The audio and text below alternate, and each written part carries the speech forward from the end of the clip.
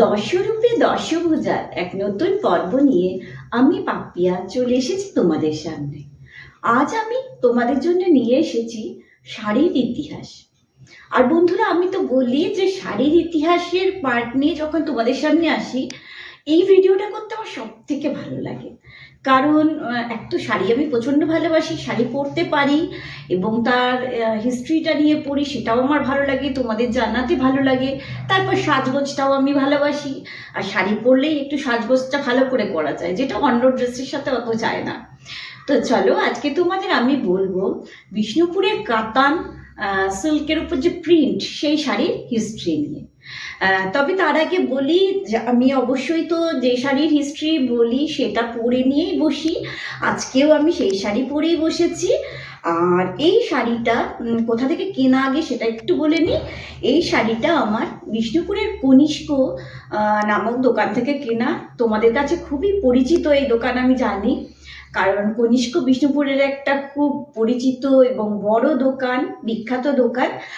আর এই দোকানটা আমারও খুব পছন্দের দোকান, অনেক দিন ধরে আমি এখানে শাড়ি কিনি। তবে হ্যাঁ, এনাদের একটি শাখা কলকাতাতেও আছে, যেটা আমি কখনো যাইনি, আমি বিষ্ণুপুরে গেছি। এবং ওখানে আমি গিয়ে প্রথম তাঁত বোনা দেখি, বালুচরী শাড়ি বোনা আর কি। তো সেই বিষ্ণুপুরের শাড়ি কনিষ্ক নিয়ে এই জন্যে বললাম, কনিষ্ক শাড়ির সম্ভার আমার খুব পছন্দ, এটাও কনিষ্ক শাড়ি, তাই জন্যে। আর তোমরা ওখানে যেও কেনার জন্য, সেটাও বলে দিলাম। এবার তোমাদের বলছি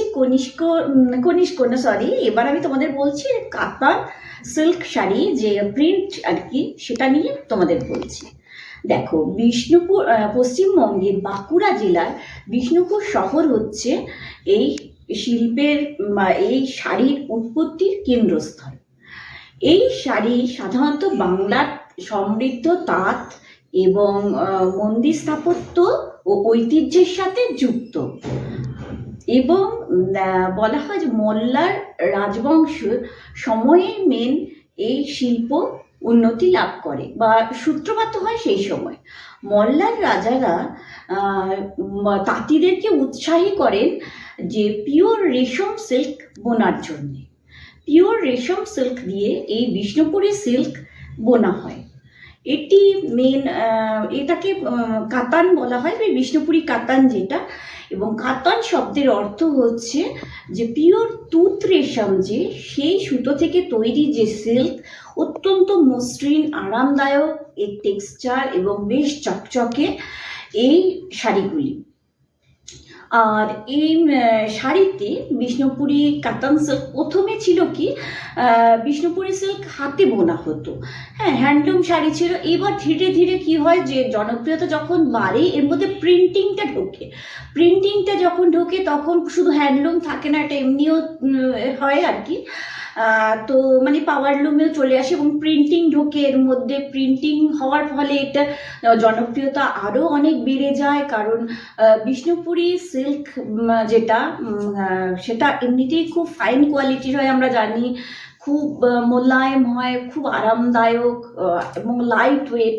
কারণ এই শাড়ির একদম ওজন হয় না, মানে কয়েক গ্রাম ওজন যাকে বলে এই শাড়ি।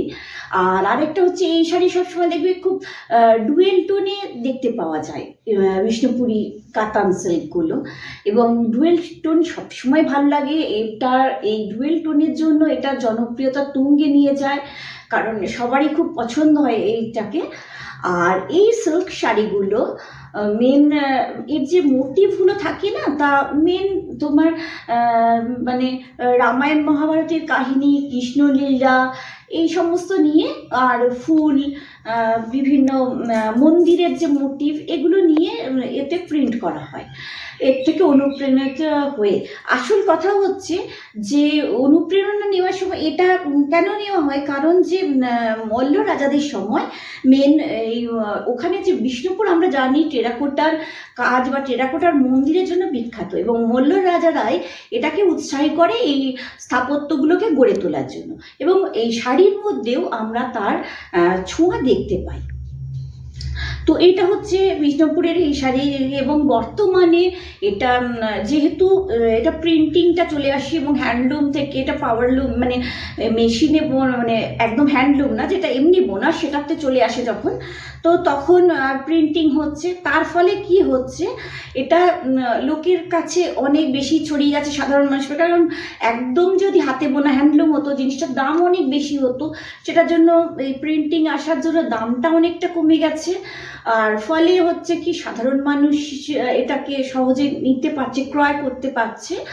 আর এই শাড়িগুলি বিভিন্ন মাঙ্গলিক অনুষ্ঠান, দুর্গা পুজো বা অন্য সমস্ত যে সমস্ত পুজো আছে, বিয়ের অনুষ্ঠান, শুভ অনুষ্ঠানে এগুলি খুব জনপ্রিয়তা লাভ করছে। এবং ফ্যাশন জগতেও এই কাপড় দিয়ে নানা রকম জিনিস তৈরি হচ্ছে, এবং বলছি যে ডুয়েল টোনের জন্য এটা খুব জনপ্রিয়। আর এই কাপড় না ভীষণ মানে মোলায়েম, ভীষণ সুন্দর, মানে একটা আলাদা ফিল দেয় এই বিষ্ণুপুরি কাতান। তো এই শাড়িগুলো তো বলছি যে এইভাবে এই শাড়ি এসছে এবং জনপ্রিয়তা লাভ করেছে। এবার আমি তোমাদের আমি যে শাড়িটা পরে আছি এই শাড়িটা নিয়ে তোমাদের একটু বলবো। এই শাড়িটাও দেখো একটা ডুয়েল টোন, এটাতে একটা মফ কালারের সুতো গেছে আর একটা নীল রঙের সুতো গেছে, গিয়ে একটা ক্রস টোন এসছে, যে কারণে শাড়িটাকে তোমরা কখনো দেখতে পাবে একটা নীল কালার আসবে, আবার কখনো দেখবে একটা বেগুনি বেগুনি একটু পিঙ্ক পিঙ্ক ভাব, মানে অনেকটা পানা ফুলের যে রঙটা ওই টাইপের সাথে একটু পিঙ্ক মেশালে যেটা আসবে ওই কালার আসবে। দেখবে এইগুলো কাতানে ভীষণ দেখা যায় এই ডুয়েল টোনটা, এবং এটা খুবই ভালো লাগে। আর শাড়িটা দেখো, শাড়িটা তো ভীষণ মোলায়েম, ভীষণ সুন্দর, পরতে ভীষণ আরাম লাগে, হালকা, খুব টেকসই শাড়ি এই শাড়ি, আর খুব ফাইন কোয়ালিটি কাতান হয়, খুব উন্নত মানের তুঁত রেশম থেকে এগুলো তৈরি হয়। এবার তোমাদের দেখাচ্ছি এই শাড়িটার মধ্যে, দেখো পাড়ে প্রথমে দেখাই, এখানে রয়েছে, আর বলেছি তো রামায়ণ মহাভারতের কাহিনীগুলো থাকে, কৃষ্ণলীলা থাকে। এখানে দেখো এই রয়েছে অর্জুন রথে বসে রয়েছে, আর শ্রীকৃষ্ণ এখানে সারথি হয়েছে, মানে কুরুক্ষেত্রের যুদ্ধের যে এইটা ওইটা রয়েছে এখানে ছবিটা, এটা রয়েছে আঁকা। এটা প্রিন্টিং, হ্যান্ড প্রিন্টিং, মানে এটা এমনি হাতে আঁকা না, এটা প্রিন্টিং। আর এখানে রয়েছে বিষ্ণুপুরের ঘোড়া। বিষ্ণুপুরের ঘোড়া আমরা জানি বিখ্যাত, এই ডিজাইনটা, এখানে বিষ্ণুপুরের ঘোড়া রয়েছে সারা বডিতে, এই বিষ্ণুপুরের ঘোড়া রয়েছে ছোট ছোট, মানে এখানে বুটাগুলো বিষ্ণুপুরের ঘোড়া দিয়ে বুটা করা হয়েছে। আর এখানেও ওই সারথি আর ওই গল্প রয়েছে শ্রীকৃষ্ণ আর অর্জুনের। আর এর আঁচলটা দেখো, আঁচলটা হচ্ছে এই যে এখানেও তাই রয়েছে, আর এখানে ফুল লতা পাতা দিয়ে একটা ফ্রেমিং রয়েছে চারিদিকে। আর এইখানে দেখো, এইখানে একটা ঘোড়ায় রয়েছে এরকম চালাচ্ছে, এই ধরনের মোটিভ করা রয়েছে তিনটে, নিচেও আবার ফুল লতা পাতা দিয়ে, বললাম এটা চারপাশ দিয়ে এই ফ্রেমিংটা আছে, আর নিচে ওই রথ টানছে ওই মোটিভটা আবার রয়েছে। এটা হচ্ছে এই শাড়িটার বৈশিষ্ট্য। এই শাড়িটা ভীষণ সুন্দর, এবং আমি যখন কনিষ্কতে যাই, আমি গিয়ে না তখন প্রথমে ঠিক করে গেছিলাম একটি কলাক্ষেত্র শাড়ি কিনবো। তো কলাক্ষেত্র শাড়ি কিনতে গিয়ে হঠাৎ ওনারাই নিজেরাই দেখান যে আপনার একটু প্রিন্টও দেখে নিন, যে এখন প্রিন্টগুলো খুব উঠেছে, তো তখন আমি বলি ঠিক আছে দেখান। তারপর দেখানোর পর এই কালারটা এত ভালো লেগে যায় যে এটা নিয়ে নিই, এটা ভালো লাগে। প্রিন্টটা সম্বন্ধে তখন আমার অতটা আইডিয়া ছিল না, আমি তখন কলাক্ষেত্রগুলোই বেশি চিনতাম আর এক কালারের থানগুলোই বেশি চিনতাম এটার। তো ওখান থেকে এটা কিনে নিয়ে আসি, এবং শাড়িটা তো ভীষণ সুন্দর, আর কালারটা ভীষণ সুন্দর। কালারটা আমি এটা একবার দুর্গাপুজোর আগে আগেই কিনি, এবং আমি এটা অষ্টমীর দিন পরে বেরোই, তো সবার খুব পছন্দ হয় শাড়িটা। তো এটাই হচ্ছে বিষ্ণুপুরি কাতান সিল্ক প্রিন্টের ইতিহাস। তোমাদের কেমন লাগলো জানিও। আর এটা তো আমার বিষ্ণুপুরি সিল্ক, মানে বিষ্ণুপুরের কাতান, বিষ্ণুপুরি যত শাড়ি আছে বলো, বালুচরি, স্বর্ণচরি, আর থানটা যেটা বলছি, বা কলাক্ষেত্র বলো, বা এখন যে উড়িষ্যার ইক্কতের স্টাইলটা বিষ্ণুপুরি কাতানে এসছে, সব শাড়িগুলোই আমার ভালো লাগে, 3D কাতান বলো। এবং সব থেকে ব্যাপার হচ্ছে কি, কাতানের একটা এমন ফিল না, জানো তো, যখন হাত বুলাই মনে হয় পুরো মাখনের উপর দিয়ে হাতটা যাচ্ছে, মানে এত সুন্দর শাড়িগুলো হয়। ভীষণ ভালো কোয়ালিটির কাতান, তো ভীষণ ভালো কোয়ালিটির। এবং সত্যি কথা, ওই যে সুতোর যে সমস্ত কাজ থাকে, আমরা যেগুলো পরি সব, লাম্বানি পরি, কাঁথা স্টিচ পরি, গুজরাটি পরি, যেগুলোই পরি, আমার তসরে তো সব থেকে ভালো লাগে, রঘুনাথপুর তসর। সেকেন্ড কাতানে বেশি ভালো লাগে, মানে ব্যাঙ্গালোর সিল্কের থেকেও আমার মনে হয় কাতানে পরে ফিলটা অনেক বেশি মানে আরামদায়ক, অনেক ভালো ফিল করি আর কি, খুব ভালো লাগে পরতে।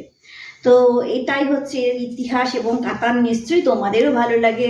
কাতানের প্রিন্ট সত্যি খুব ভালো শাড়ি, এবং এই শাড়ির রেঞ্জ তো খুব একটা বেশি হয় না। এই শাড়ি ধরো 5, 5.5-এর মধ্যে হয়ে যায়, বা 6 এরকম। কিন্তু একটা খুব ভালো শাড়ি, গিফট করতে চাইলেও বিয়ে বাড়িতে যদি এই রেঞ্জে, তাতেও একটা খুব ভালো শাড়ি যাকে দেবে সেও খুব খুশি হবে। তো এই নিয়েই আজকে বললাম। আর তোমাদের যদি এই ইনফরমেশনগুলো ভালো লাগে, তাহলে তোমরা আমার এই ভিডিওটাকে একটু সবার মধ্যে ছড়িয়ে দিও।